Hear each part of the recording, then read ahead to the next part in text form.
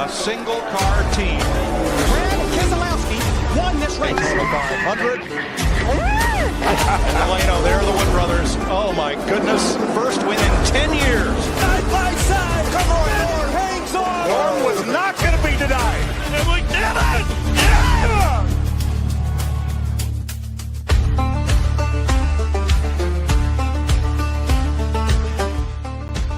Ladies and gentlemen, boys and girls, welcome back to the Also Ran broadcast.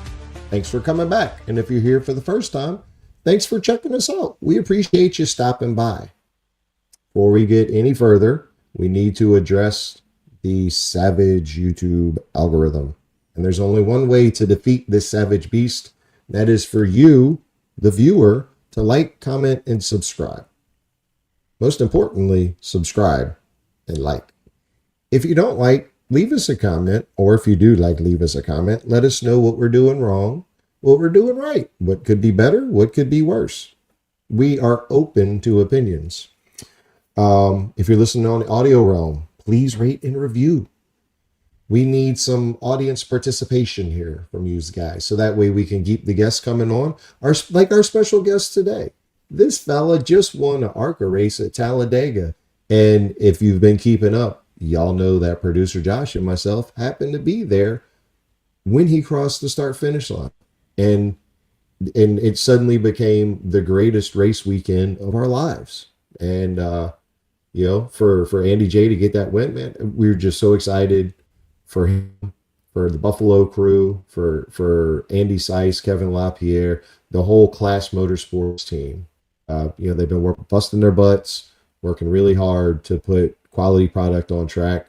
And if you go back just 2 years, we did a documentary with them at Talladega, and you can see how far they've come, from not finishing that race because of mechanical demons and gremlins to finishing the race in victory lane. Hey, I'm stealing y'all away from other Derek for a second so I can tell y'all about our brilliant sponsor, Gray Before Shave. Gray Before Shave offers everything you could possibly need for your hair up there. They've got oils, balms, butters. They've got waxes for your mustache, shampoo, conditioner. There's so much stuff. I don't have the time to sit here and tell you about everything. Head over to their website, graybeforeshave.com. See something you like, take it to the checkout. Before you check out, apply the code ALSO-RAN for 15% off your purchase. If you're undecided on which scent is right for you, they have an excellent bundle of oils that has one of each of their brilliant scents. I prefer the Pumpkin Smash. My wife absolutely loves their brand new Liquid Gold. It smells like adult bubble gum. That's the only way I can think to describe it. So head over there, graybeforeshave.com. Find something you like, check it out, use our discount code ALSO-RAN for 15% off. You won't be disappointed. Now, back to that other handsome bearded fella. It was a wonderful time. It's a wonderful interview. I hope y'all are as stoked as I am to get to it. But before we do that, let's bring producer Josh on and see what his thoughts and opinions are on what just happened over here. What's up, man? So what's going on, man? How do you feel that interview went with Andy J and Uncle Jake? Good. Yeah. I mean, we're already pretty comfortable with them, so we knew what we were getting into. I was curious how spicy the stories were going to get from Uncle Jake, but I think he kept it PG for Andy, so he didn't get embarrassed. But good times. Andy's a awesome guy, and the whole team is awesome. So yeah, it was good, and I appreciate you giving some of my secrets away. So when I told you I'm going to make them cry with this video. Oh, yeah. Everybody will have to go and watch the KLAS Motorsports social media video that came out this past weekend now when this comes out, where it's like the 20-minute documentary of the weekend. And I tried to make it a tearjerker because, it was emotional being there, even just as I'm just the photographer that's been around for a year, and Derek being, just friends of the team and happened to be there with us. And, it was emotional for us. So couldn't imagine, busting ass for 6 years just to finally get, that payoff. So, Yeah. and the fact that the family was there and, his mom was there, and it just had to have been, such a amazing feeling for him. So really happy I for know. them. And We've had a week since we've done our hotel conversation, and still a week on, man. Every now and then I think back to it, and this is just from my perspective, and I think to myself, did that really happen? And yes, it did. And I can't help but smile. Like that moment of Andy J crossing that start finish line, and the environment that we were in thereafter, from the team celebrating to all the kudos and congratulations that followed from all the other teams around them. It was very special, and it was very special to finally get Uncle Jake on the show. Hopefully this was an introductory to Uncle Jake. Hopefully we'll get Uncle Jake on and have some PG-13 stories, maybe. Oh, he's got some stories, yeah. To share with you. Well, I mean, Andy J messed up by saying, if you want some stories, Uncle Jake's got stories, and I've heard them all a million times. Well, we love you, Andy J. We really, really do. I'm not just saying that. But why would we want you to tell us Uncle Jake's stories when Uncle Jake could tell us the stories from the, having been there and done that, So I think we made the fans wait long enough. Yep. Ladies and gentlemen, Andy J and our honorary guest, Uncle Jake. I hope y'all enjoy. There's just... For your race winner, Andy Jankowiak. I don't know if I deserve everything that I've gotten over my life. I don't know how I ended up this lucky. I've done my best, but I've had so many people just all the way through that have been there for some part of it to get me through, even into modifieds. If my dad was a racer, I always wanted to be a racer. It's the only thing I ever wanted to do, and the only thing I ever knew how to do was work hard, and I've been rewarded with a lot of people that wanted to jump in and be a part of it. And, so many people from Buffalo and Western New York, and my friends and family and people that have passed, and my best friend Steve Mendoza have been such a part in getting me to a point where I could ask Andy Slice if I could stay on his couch and work on this ARCA car that I bought. And this crew chief, Mike Dayton, who's never won an ARCA race, he agrees to help me. And one of my sponsors, Kevin LaPierre, sees what we're doing, because we were only going to run a couple ARCA races. I bought the original car. We're really going to run a couple.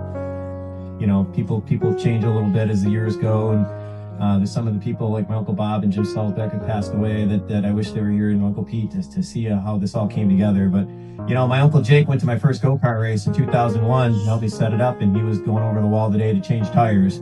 So here we are 25 years later, and it's I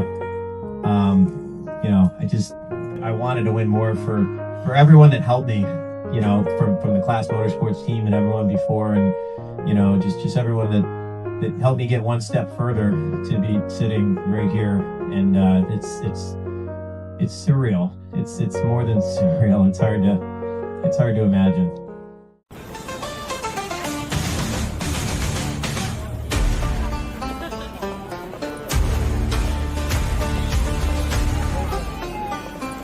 Ladies and gentlemen, boys and girls, welcome to the Also Ran broadcast. Our special guest today is coming off of a win at Talladega in the ARCA Series, and we are also joined by that special guest, Uncle Jake and Andy Jankowiak. How are y'all doing today, fellas?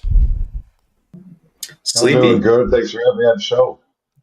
Not a problem. I'm glad you finally agreed to come on. And Andy, you said you're sleepy. You landed at 8 o'clock this morning and just went right to work delivering pizzas. Yeah, I got to show up at least once a month to maintain my my side hustle, I guess. Did you meet anybody tonight that knew you and knew of your win and had congratulations for you? Everyone, all my coworkers are pretty pumped up. I've been there 19 years, and they sponsor the modified a little bit, so everyone was pretty pumped up. That was part of the reason I probably went pen, to be honest. But it was nice just to see everybody. Nice to go home.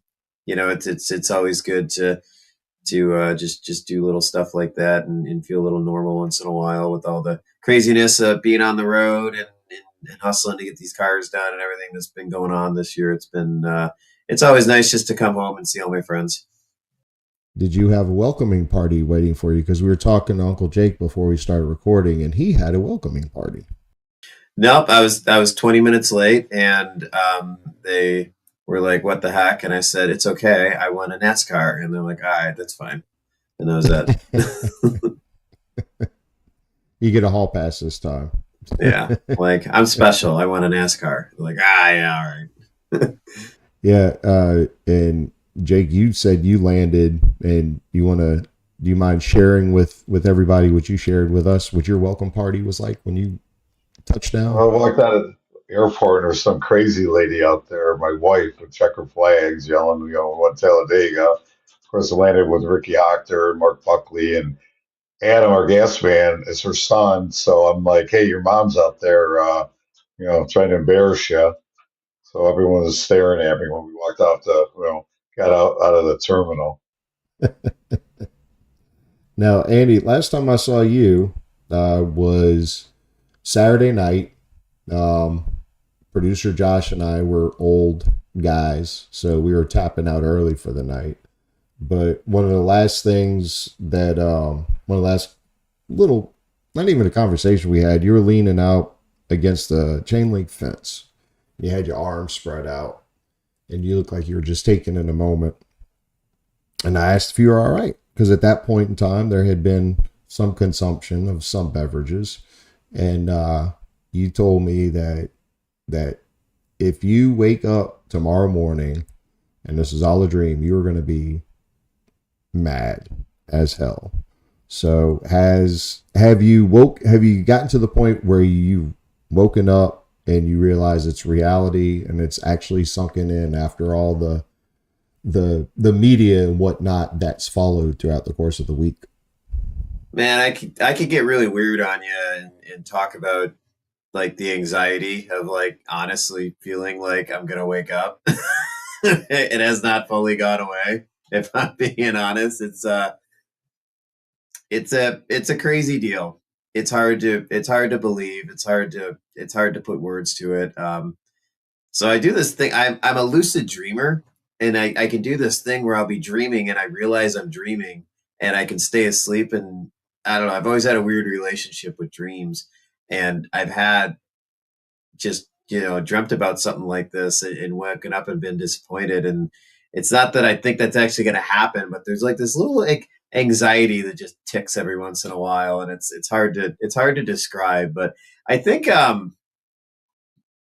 it's just hard to put it all together. I don't know if it's that crazy that I won an ARCA race as a driver. I just think it's such a unique story that everything with this team, with KLAS Motorsports, that kind of started on this like daydream, of buying an ARCA car that just kept growing and growing and became KLAS Motorsports, and all the little dominoes that just had to fall in a certain order, in a certain way to be an ARCA team that wins races. I think that's the part that's just so astonishing to me and hard to comprehend in so many different wonderful ways, and if you really look at the layout of ARCA and you think about all the teams that have come and gone and spent so much money and time and done good things and done things the right way and just haven't won ARCA races.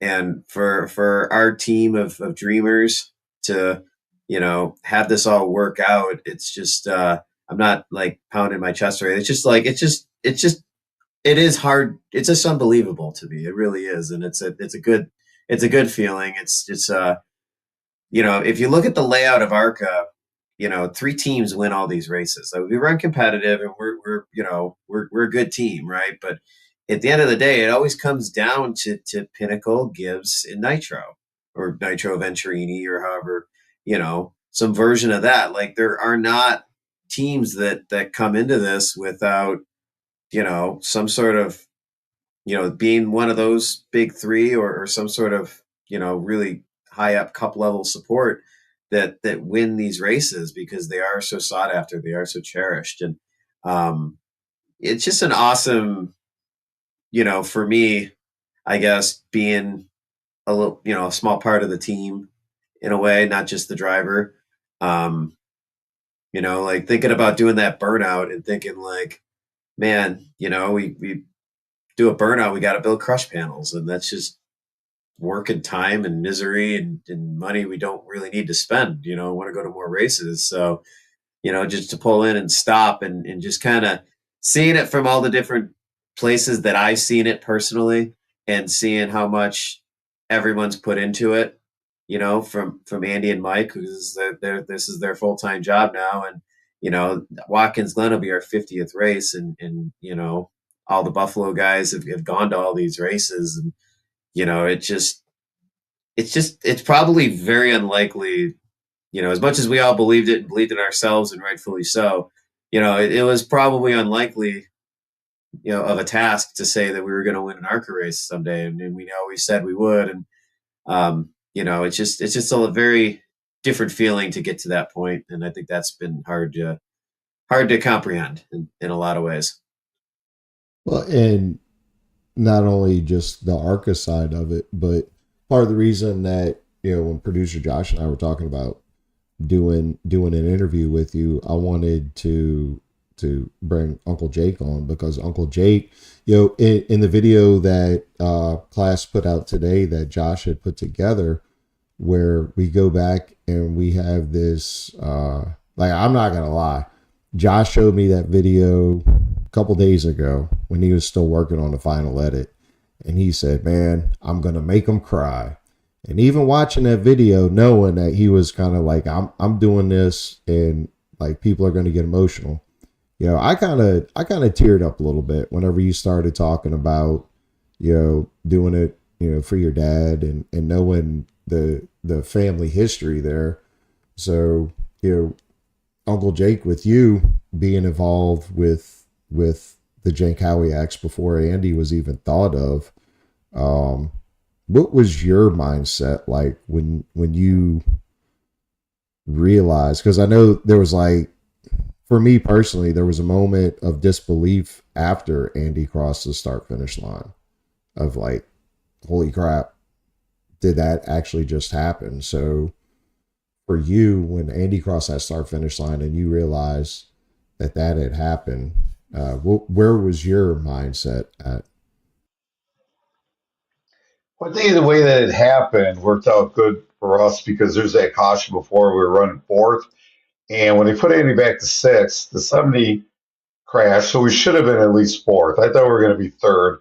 And we got lined up sixth. I thought, oh, well, here we go. Because every time we have a green-white checker, these guys just go crazy running over each other. So a lot of times we don't always come out on the good end of this. Something happens. And, so the way that it worked out, we were at the restart zone. So we really didn't know what was happening at the start finish line. When he went by us, he looked like he was like a fender ahead, and we had to watch the big screen, see what was going on. And, you're sitting there, you don't realize what's happening until like you look up and he looks like he's barely ahead. You see Cletus go down, and we're thinking, oh my God, we can win this race. And I think with the momentum he lost and momentum Andy had, that, he just crossed our finish line, but TJ never called it. He never said win. He never said, we won, blah, blah, blah. And we're all standing there not knowing what happened. And we look at big screen. It says final results. And by that time, everyone's just going crazy. Like everyone's jumping on each other and hugging each other. And, I was really happy for Mark Dayton. Like we mobbed him and everyone messed up his hair. He's not an emotional guy, but I think he smiled for 2 seconds. But it was just crazy the way I'm glad it happened the way it happened. It wasn't like we led the whole race, and it's kind of more fun winning the end like that. It's more like everyone was just so happy. And then, the race is over, we're standing, we don't know what to do, because for 48 races, race is over, we break down a pit cart and go back, to the pits. Well, we didn't know where Andy was, we didn't know what to do. And finally, Andy slices, come on, we're all going to victory lane. And then we left everything and we went to victory lane. Now, where does that rank? All the wins over the years, like I said, before Andy was even a glimmer in anybody's eyes, where does that win rank for you? Well, right now it's got to be probably the biggest win we ever had. But I had a lot of big wins with his dad. I mean, we won a Richie Evans race in New Smyrna in 1987 that was like huge for us because, we weren't supposed to win it. Reggie and all them were down there and we were supposed to win that with Pulaski County, won some races. I helped Carl Hare. We won the U.S. Open. We were on track championships with him in Lancaster. And, I won some big races before that, but this has got to be by far the biggest race. And I'm happy for our Buffalo guys. I'm happy for Kevin and everybody and Andy and Mike and all that. But Mark Buckley, Ricky Hochter, Jimmy Grandis, these guys have been racing their whole lives. We've all been hanging out together. I know Mark and, Ricky, Andy's dad, Tony, helped Ricky when he had a dirt car when he was 17 years old. So we've known each other for a really long time. And, nothing ever like this was ever going to happen for us unless, Andy bought that car from Schrader. Yeah. Andy, part of your ARCA journey, that's something that I kind of wanted to touch on a little bit because I know most of what I've seen, like the home tracks and stuff like that, is modifieds. So for you to go ARCA racing and kind of take the Jankowiak name in a different direction, do you feel? Have you ever felt? I don't want to say burden, but have you ever felt the weight on your shoulders being the son of your father and a nephew of your uncle that were these racing heroes where you grew up? Do you feel some of that has kind of sloughed off your shoulders after this win a little bit, like you've done well? Yeah, I don't know. There's a lot of probably subconscious stuff that was crafted in the mind of a young kid that was growing up in this racing family that's difficult to put words to. It might be like I don't know if it's it's like where the psychological process started for me or how it all how everything spins in my head in that way. But I would say, I don't know. It's so hard to put words to it. And I always try to do my best to express exactly kind of what it means to me. But the simplest explanation is just really, I guess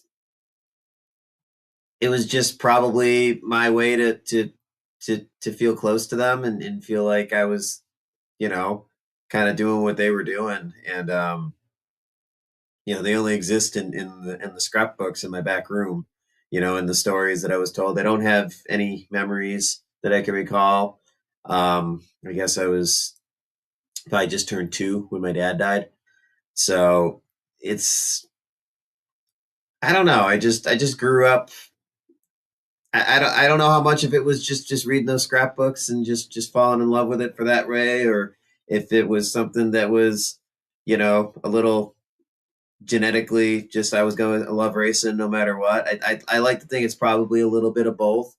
I think I love racing for my own reasons. I think I would have loved racing regardless, but I think just wanting to be part of their story and be the reason that Jake and my mom and everybody still went to the racetrack on Saturdays was just kind of, where I knew I wanted to be. And it was just never really a question for me. I think probably growing up, it was just a lot of it was just, like me and my mom going to the go-kart races, and then Jake would meet us there. And, I always had everyone that would help out with the go-karts and all that and help in every step of the way. And I always had all these people, probably friends of my dad's, and obviously Jake's my uncle. And, I had guys like Billy Mislin and Mike Tico and these guys that would jump in and want to help. And, I think in a lot of ways they were probably helping because they were friends with my dad. And in that way, it was sort of a, something that I wanted to keep going, and like I said, it's hard to put words to it, and I'm probably struggling a little bit at the moment with it, but I don't know if I ever really felt any pressure, but I know how much I looked up to them, and I know how much I wanted to be like them, and just adding my name to that story was the most important thing to me. And there's never been a win or a moment where I felt like, okay, like I'm satisfied. I think it's just always this constant journey of just chasing. I've always loved NASCAR. I always wanted to do this, and I know it started there with looking up to my dad and my uncle. And it's gotta be a huge, it's just from my perspective, right? So after Victory Lane, when I'm helping the guys get the car back to where ARCA can basically just tear it apart, walking back through the garage area, seeing the amount of people that were congratulating. I mean, they were congratulating me, and all I was doing was wearing this badass Andy Jankowiak indoor karting shirt. And Brad Perez was one of them. If he ever watches this, I gotta apologize. He went for a legit handshake, and I gave him a fist bump, so I accidentally punched the man. But just the amount of people in that garage area that were so excited for this win. I mean, like you had mentioned earlier, there's mainly 3 teams that win all these ARCA races. And somebody pointed out a stat, and I haven't researched it, but the last person to win that wasn't in one of those big 3 teams was Greg Van Alst at Daytona. And he was the last Chevy. I'm not sure if he was he might be, though. I can't think of one. Yeah, but I mean, that win and your win, I mean, and that's, in my opinion, that's why I watch ARCA, because I want to see guys like you and Greg, Caleb Costner, he'll show up every now and then. Allie was out there, the City Garage people. There's so many other teams that are out there. Bobby Dale, who gave you the Earnhardt shoulder grip. Was that Saturday? No, not Saturday, Friday after practice. Friday. Yep. Yeah. No, he ran up behind me and just grabbed me by the shoulders. He's like, "Hey, started this race. I'm going outside 3 wide. I'm following you." I'm like, "Okay." And that's what we did. You don't say no. So that was a cool moment for me, for sure. But so basically, I guess what I'm getting at is, so now you're going to Watkins Glen. Like it's kind of, I don't want to say ironic, but that's the only word I can think of right now. You're coming off a win at Talladega, and you're headed to what is basically your home race. Uncle Jake and everybody, 2 hours from the track. Do you feel going into this race this coming weekend that you kind of going in, not with a different attitude, with maybe a different perspective, the weight off the shoulders from, now you are a race winning driver, KLAS Motorsports, KLAS, okay? Because the announcers keep mucking it up. It's not KLAS, it's KLAS, people. I mean, if you watch the podcast, it's Racing with KLAS, okay? So there's your pronunciation lesson from this southern redneck who lives just outside of Gulfport, Mississippi. KLAS Motorsports. Sorry, I had to get out of the way because that's been bugging me. So heading to New York, do you feel going in with a race winning team like KLAS that you have a different approach to the race weekend? I think for me personally, I think my entire life for the rest of my days will be different after what happened last week. I don't think there's I think this will forever be a turning point in so many ways. But I do think we're going to go in there with a little bit more confidence, just general enthusiasm. I mean, it's just been such an exciting couple of weeks now. And, the big thing is just going to be making sure I get sitting in that simulator and practicing and doing everything I need to do to make sure I'm 1,000% ready. Because I'm not a road course racer. I don't know if anyone knows this, but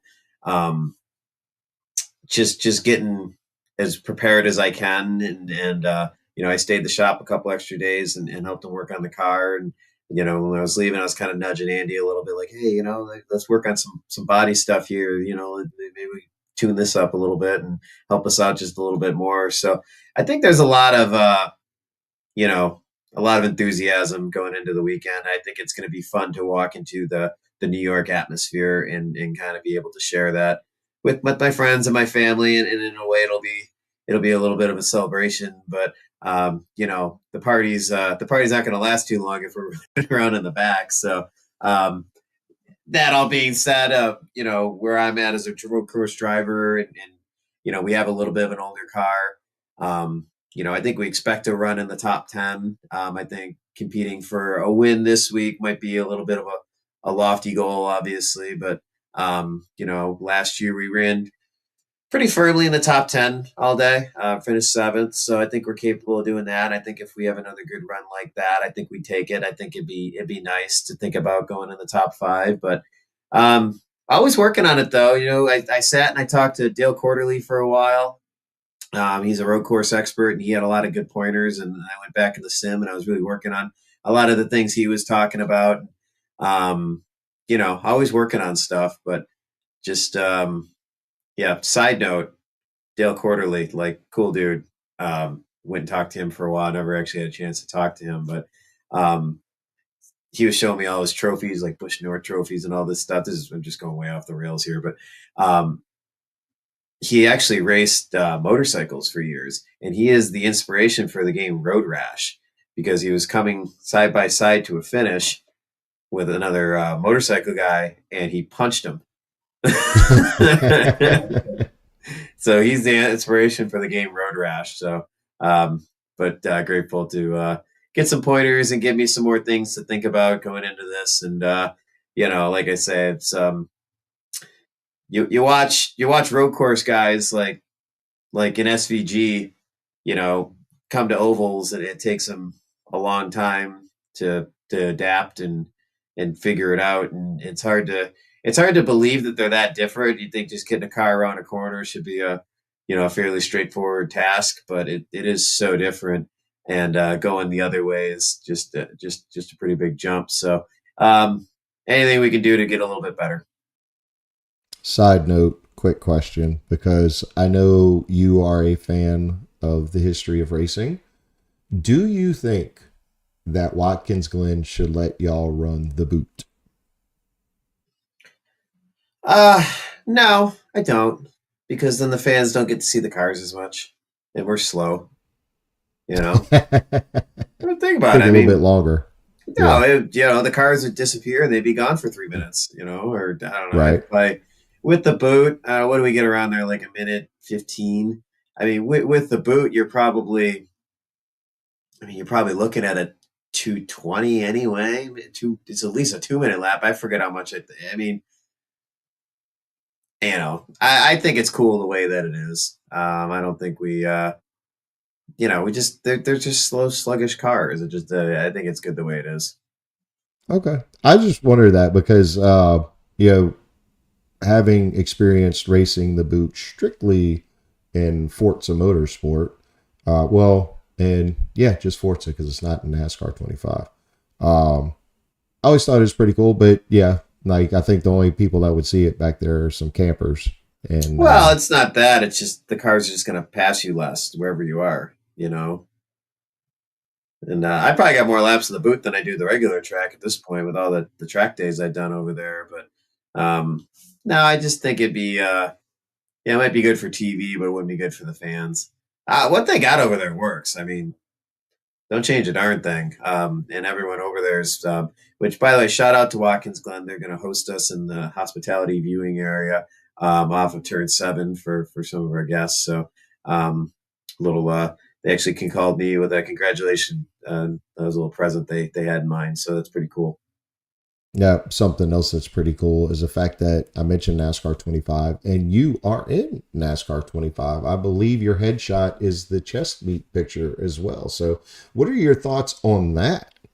Now, you may have talked about it in Racing with KLAS, but, you're here now. So, Oh, it's it's cool. You grew up playing the video games and to be in the video games, pretty awesome. I think in some ways the awe of seeing the car in the game is probably diminished a little bit just with all the years of iRacing and be able to create your own car. So you kind of like, I think if iRacing didn't exist, I think seeing the 3D game version of your car would be like, oh my God, that's the craziest thing ever. I can't believe it. But I think probably half of the awe of that probably wears off a little bit just by as much as we do the simulator stuff. But it's a game on the shelf and we're in it. And it's fun. There's actually a couple different guys that do like a YouTube channel where they play as me. I wanted to share some of it, but they like to swear a little bit. But I do I do pay attention to it and get a kick out of it. But they say a couple of the words that get you some sensitivity training. Not the really bad one, but there's a couple. I think maybe the one that Haley Deegan went down for, but just stuff you gotta be careful with these days. Well, we talked about video games and how there's a Jankowiak in the video games, and we did some talking with Uncle Jake before you joined us. And Uncle Jake, you're how did you get started in racing? What drew you into the sport back in the day? Well, my father used to drive a tow truck. We used to have this racetrack, Civic Stadium, which actually the Buffalo Bills played football and they raced around the stadium. It was actually like Bowman Gray in like the 50s. And my father would go there with a tow truck and he met a lot of people. He knew like Doc Hocker, Ricky Hocker, one of the guys on our crew. His father raced. This guy Bill Treacy raced. He was real good friends with them. And my father worked on race cars. And then after me and my brother were born, he gave up working on race cars, got a job, but he would take us to Lancaster Speedway when we were little. So I started going to the races since I've been born. You go to Lancaster and Merv, Roger, Richie, and all them would run coupes and stagecoaches, and we'd sit in the grandstands and watch races. We go all over the place, Rantsville, go to dirt races, Lancaster all the time. So I was in it right from the beginning. He was involved, and we would be involved right after that. So, at which point did your brother take over? Like, was there ever a deciding factor where he's like, I want to race, and you're like, okay, well, because I know like going to the Petties, like Richard Petty raced and was good at it, and his brother Maurice tried racing. It was like, not really for me. So, Richard was the brother that, went on to be the main racer, even though Maurice would participate. Was there a time when we would see you, or when you would have been behind the wheel of a car? Well, when I was younger, we grew up in Buffalo, and there was a suburb of Buffalo, and my parents were going to move there, but it was the 60s, and there was like a big drug problem there, and they didn't want to send me to school in the suburbs, so we moved in Buffalo. In the neighborhood that we grew up in, half a mile away from us, there was two used car lots. This guy, Phil Edwards, ran a race car. He had a car lot. Jerry Gradle, Ricky Hochter, his dad were right next door. John Juliker, like a half mile from my house, there was 6 race cars. So I think I was like 14. Tony might have been 15 or 16. Tommy Drewer had a repair shop on Bailey Avenue. And, one day my brother just walked in there and said, I want to work on your race cars. So we would hang out there every day after school. I would go there, and my brother would help Tommy Drewer. And there was another guy, Mike Tico, that would drive for Tommy. He had another race car, and I would kind of help him. And that was probably like 1975 that we did that. And then we helped them. Like the last race of 79, my brother got a street stock. And then he said, hey, I want you to start helping me, said Tico. So the last race of 79, we ran. And then in 80, we ran a couple of years with street stock, so that it just kind of started from there. Now, how did the Buffalo guys, how did the Buffalo crew come together for KLAS Motorsports? Is that a thing where, Andy, as you're working as a team and everything, all the pieces are falling together, or do you kind of have it in the back of your head, hey, I've got these guys that have been working with me over the years, they could come down here? Or how did that all come to fruition? Because the Buffalo Crew is important. I mean, that's part of the celebration and part of being down on the boulevard. Like, there were so many people that even during the race were coming by with the Buffalo Bills hats and shirts on, and they're like, hey, is this where the dingus is? It's like, this is Andy Jankowiak's box. All right, man. You know, and they'd sit there for a few minutes. So how did that happen? Well, actually, after my brother died, I didn't do nothing for like 2 years. And I had this local racer, Carl Hare, got a sportsman, asked me I'd start helping him. So I helped him. And a couple years after that, the one guy on our crew, Mark Buckley, would help on the car with me. And Jimmy Grants was Tommy Drewer's brother-in-law, and he kind of ran modifieds, and he was around. So like Mark came with me after Carl, quit racing. I think it wasn't even that long ago. It was probably only about 7 years ago that Mark started hanging out. I go, come on, we'll go to Daytona. We're going to run one race with Daytona, and then, probably that'll be it. And, 6 years later, he's still here. Ricky, I'm not sure how Andy Hug, got him in there, but it's I've known all these guys my whole life for over 40 years. So it just all kind of came together. So, Andy, what did you do to get everybody together? Well, some of Jake's obviously Jake's been here the whole time. So Jake's the constant. Now that being said, Jake was always on Carl Hare's pit crew. He worked on Mark Pennell's car. So, I was always racing and Jake was always helping me, but he was always loyal to Carl through Carl's career. So actually, like, if there was a modified race and Carl was there, Jake would kind of prioritize Carl, and I would sort of kind of be not on my own, but, I got, Jake would help me, but Carl was kind of like his main guy because, Jake was always loyal. But, Jake's always been involved with everything that I've done the whole way. And, and most of those years I wasn't racing in the same division as Carl, I'd be in the sportsman. And so Jake could kind of work on both cars. But, there's been a lot of different people that have come and gone. My friend Steve Mendoza was a big part of when I first got the modified, and my buddy Adam Bainbridge was helping. And my since passed away crew member, Matt Hope, was somebody that was involved early in my sportsman career. And, a lot of guys have kind of been here for a little bit, and certain things change. And obviously with Matt passing away and just a lot of stuff, things just change just as time goes. When I raced for Salzbeck, his grandson would help me, and my cousin Matt Drewer was very involved in those years. And, as when Jim retired, Matt kind of started doing a little bit more of his own racing, and then he became involved with Patrick Emmerling and a couple different teams. So, I probably had a different group of guys probably like 15 years ago for the most part. And Mark Buckley was working with Jake on Carl's car. Ricky, I was always a really big fan of Ricky's, and he was always a family friend. But Ricky was racing. So I used to go to the dirt races. I always root for him, so I had a friendship with Ricky.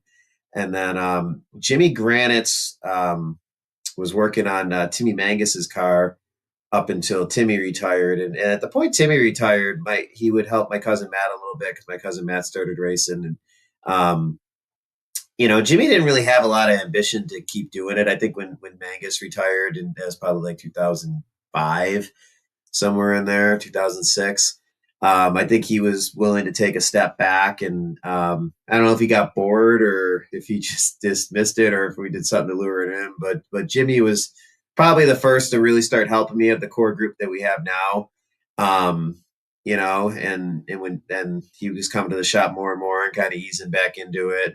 And Jimmy goes at his own speed. He knows how to pace himself. If there's a 5 a.m. shit show, as we call it, going on where we're trying to go to a race and we were supposed to leave 8 hours ago, Jimmy will go home. Jimmy's not going to get aggravated like the rest of us and go suffer. But so Jimmy's definitely been a guy that's been a big part of he welds, and he was a big part of building the midget and the modified. And he's been someone we leaned on a lot. And so when Carl Harrer retired, and I don't know when he crashed, maybe 18, Jake, 17, 18, 19, one of them years. We were able to kind of lure Buckley over when Carl retired, which Mark would always help me. Same deal, family friend. And, he was really good at wiring and a lot of things that I'm bad at. So he was always at the shop kind of tinkering here and there. But when Carl retired, he became more frequent at the shop. And then Ricky was racing and had a heart attack. And the type of heart attack he had, it was only like a 17% chance of survival. And so naturally, while he was having this heart attack, he got in his truck and drove himself to the hospital because he's Ricky and he's just a human badass machine. But they told him he probably needed to stop racing. So actually bumped into him at PRI. And like I say, we've always been friends, but bumped into him at PRI. And he asked me if I wanted to race his car in like 2017. And, because he wanted to keep tinkering with the dirt mod. And I said, sure. And we kind of teamed up on that. And I don't know where I conned him into starting to come to my shop and work on my cars, because I certainly don't go to his shop very often and work on his stuff. So somehow I conned him into kind of helping me with the modified stuff and everything that we had going on. And Ricky was a racer with a lot of ambition, a lot of dreams, and worked really hard his whole career. And just for one reason or the other, like a million stories in racing, just those doors just didn't open. And so when I started talking about going to Daytona, that was something that he always envisioned doing as a driver, and it was something that he really wanted to be a part of. And Ricky's just been, he just brings so much heart and soul into it, and he just loves racing so much, and he makes it so much fun for me. And he was kind of the last piece to the core four guys that we have on the team. And it all works together very, very well. We got Ricky's good with engines, Mark's good with wiring, Jake's nuts and bolts and parts and organizing the toolbox. And you say Buckley wires and Jimmy welds and fabricates, and Ricky does the engines. So it's kind of a good working system where everyone kind of has things that they're good at. And I guess I'm just kind of the jack of all trades and try to, keep the wheels on the bus. I mean, it looks like it finally paid off. So, I mean, there's something good going on. It's been quite an adventure. And, obviously on the ARCA team now, we have Matt and Adam as well. And Matt and Adam don't get involved with my short track stuff. Adam has his own short track car, and he's been running midgets for a few years, and he's been tinkering with the sportsman stuff. And Matt Crean was his buddy, and we brought him along, and he grew on us, and now he's part of the KLAS team. And there's they've been loyal and faithful every step of the way through the KLAS stuff. And it's been it's a lot to ask. And it's something, that I always appreciate, even when we getting little scraps and fights and start bickering a little bit. And sometimes we get frustrated. And I guess if, you stick 7 grown men in a truck long enough, and long weekends like that, and hot days and long nights. And, in the first couple of years of the ARCA stuff, we were sleeping forward to a hotel room. So, they put up with it this long, and I'm grateful for everybody that goes on this crazy tour, because as Jake said, it was never really planned on it going further than 1 or 2 races, and for us to be coming up on our 50th ARCA race is kind of crazy.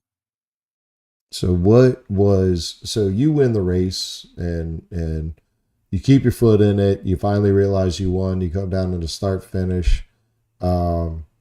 I thought your interview went very well. You were getting out of the car, and this is one thing that I asked Josh about. Josh said whenever you get into the car, you do the same thing, but there's some names of some people that where, well, your dad and your uncle and Richie Evans are up there too, but there's some names that sadly you've had to add to the roof of the car. What is the meaning, not the meaning, but when you're getting out of the car and we see you kiss the roof of the car, I mean, is there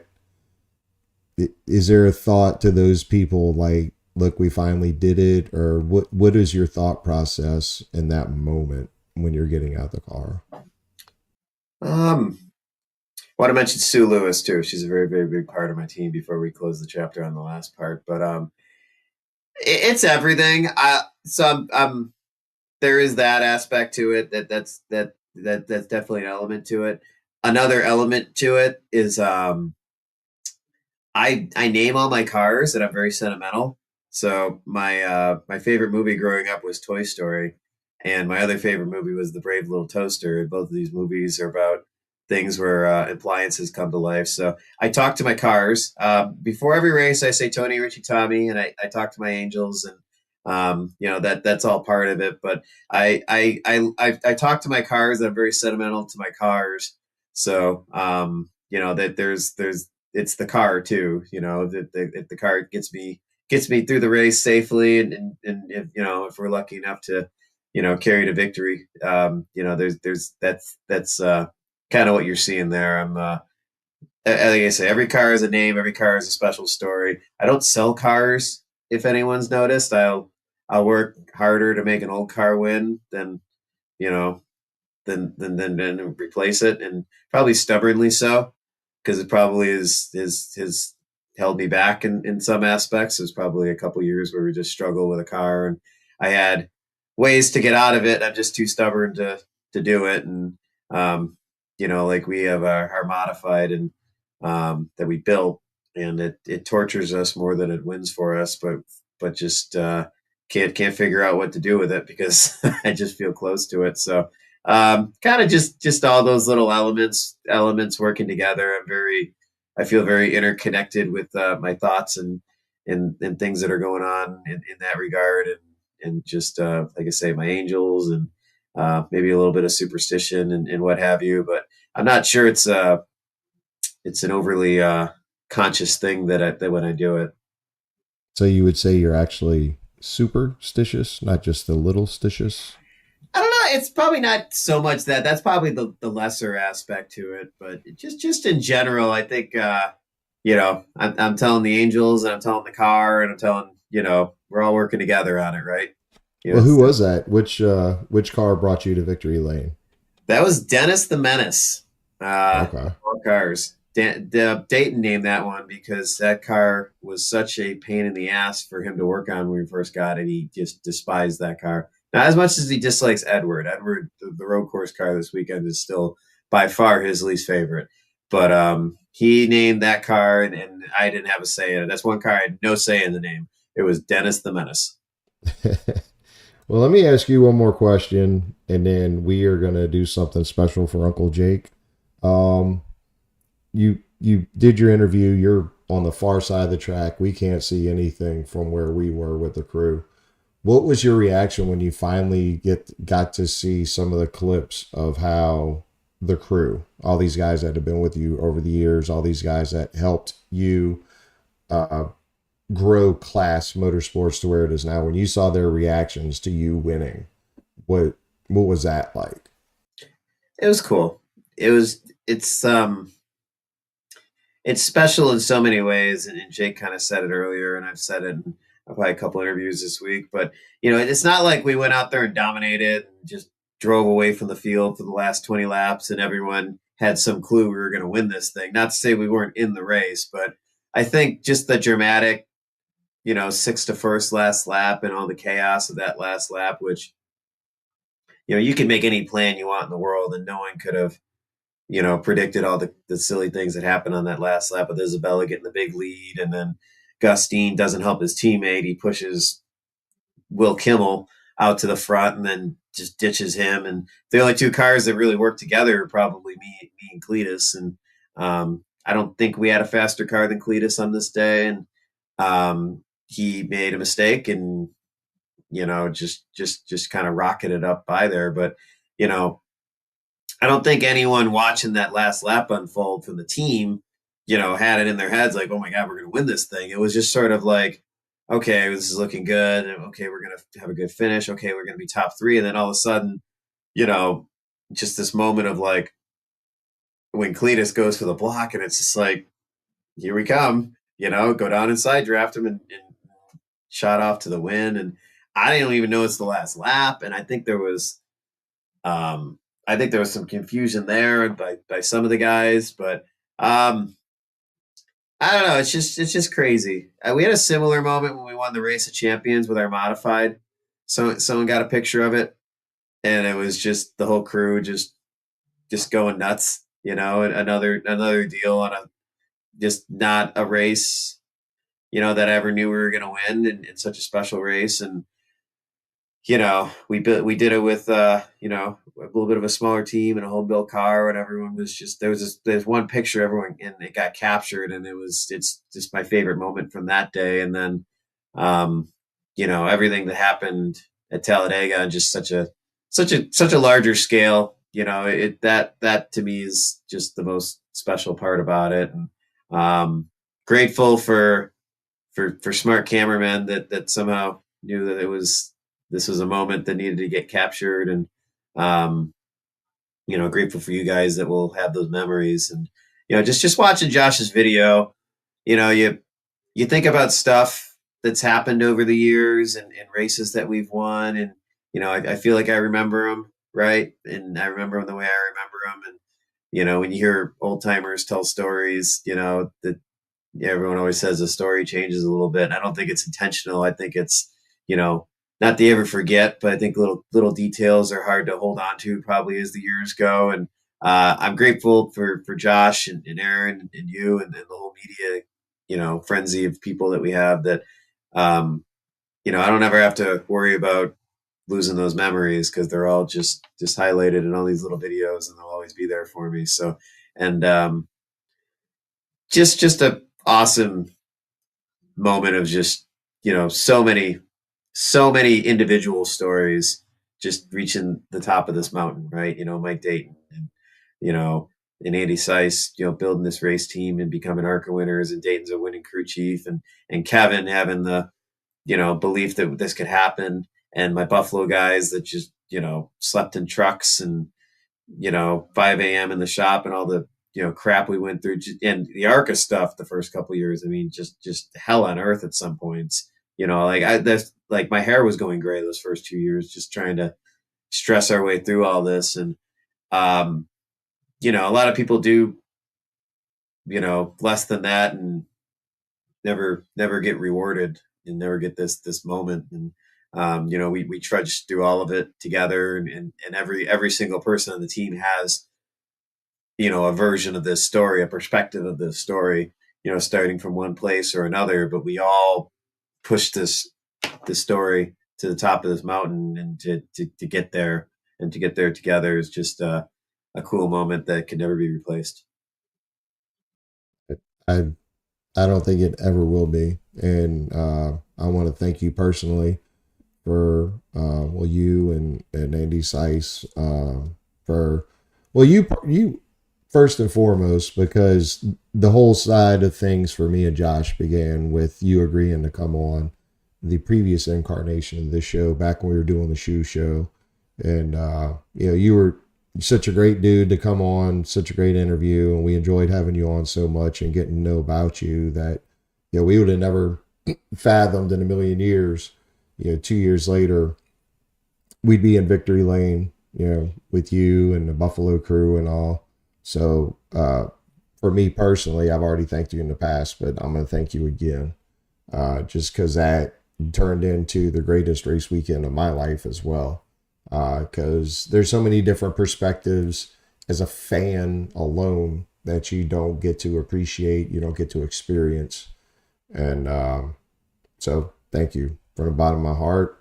And that having been said, I think producer Josh has a white flag in his hand, and we're going to do something a little different this time around. Since Uncle Jake is our honorary guest, Uncle Jake, we are going to drop the white flag for you. And if there's anything you want to talk about, modified races coming up or anything, we're going to let you have the last segment of this show before we wrap it up.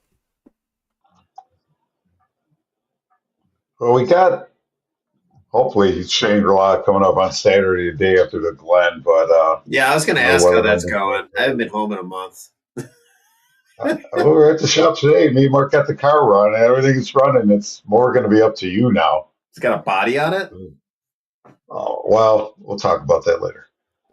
But no, it's like that'll be good. Both cars, we got that. We got the Sportsman. If Lancaster, Shangri-La don't run, we can make it the Lancaster. That car's in a little bit better shape, but we didn't take that car apart as much. The big mod is the Sportsman's in better shape than the mod.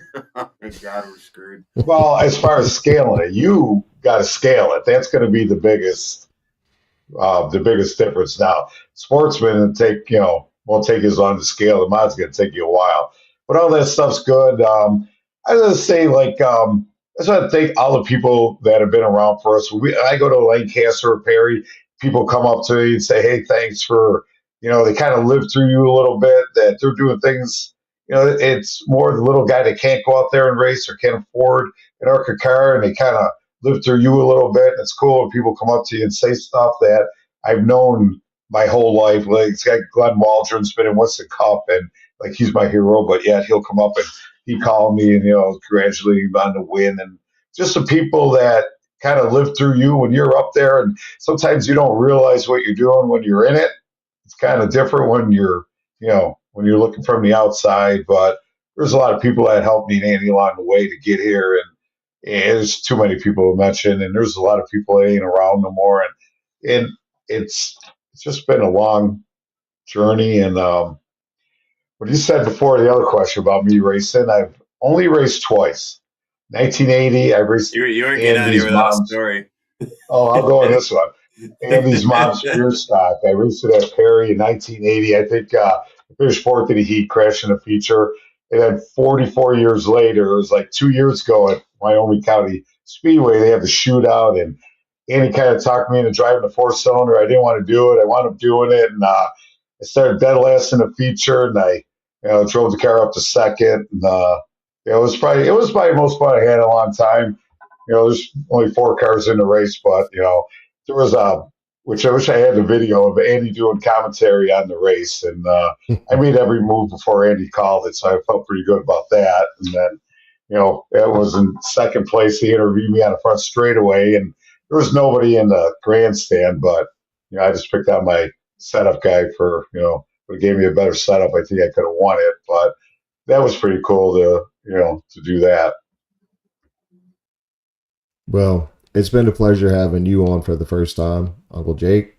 And Andy, thank you for coming back and sharing a little bit of your past week with us. And all that having been said, we're going to try to get Uncle Jake back on by himself, so that way he can share some of these special stories that we've heard from years past about driving car. We're not going to get into it today, but the truck breaking down and driving a car with 12 miles to the racetrack with either beer or tools, we will not say at this moment. We'll leave that for another time. But thank y'all for joining us. Just want to tell the fans out there, hope y'all have enjoyed this show. It's your race winner, Andy J, and the great Uncle Jake. So till next time, y'all keep your wheels down, your eyes on the crown, and Corey LaJoy, take us home. Let me read Hebrews 12:1 real quick. Therefore, since we're surrounded by such a great cloud of witnesses, let us throw up everything that hinders and the sin so easily entangles. Let us run with perseverance the race marked out for us. Let's freaking go.